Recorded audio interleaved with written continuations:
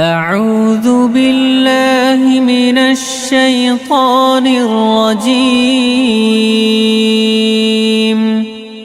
بسم الله الرحمن الرحيم. والنازعات غرقا والناشطات نشطا والسابحات سبحا فالسابقات سبقا فالمدبرات أمرا يوم ترجف الراجفة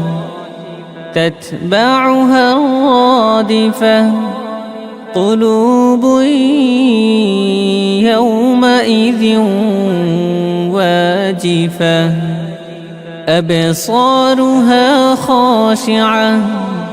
يقولون أئنا لمردودون في الحافرة أئذا كنا عظاما نخرة قالوا تلك إذا كرة خاسرة فإنما هي زجرة واحدة فإذا هم بالساهرة هل أتاك حديث موسى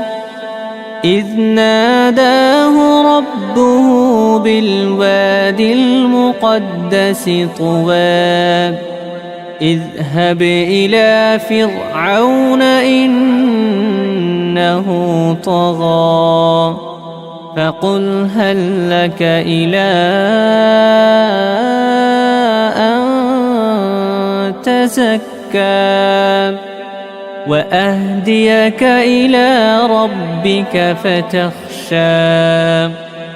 فأراه الآية الكبرى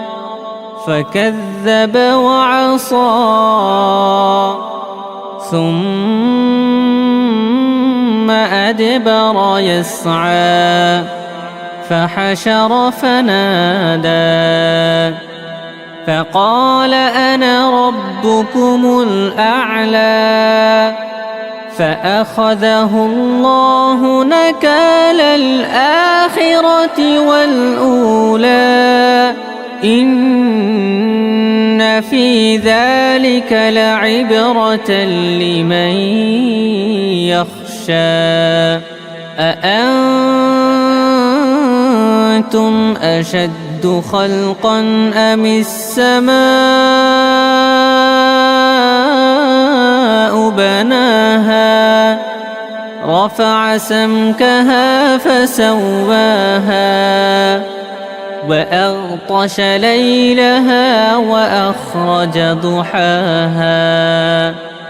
والأرض بعد ذلك دحاها أخرج منها ماءها ومرعاها والجبال أرساها متاعا لكم ولأنعامكم فإذا جاءت الطامة الكبرى يوم يتذكر الإنسان ما سعى وبرزت الجحيم لمن يرى فأما من طغى وآثر الحياة الدنيا فإن الجحيم هي المأوى وأما من خاف مقام ربه ونهى النفس عن الهوى فإن الجنة هي المأوى.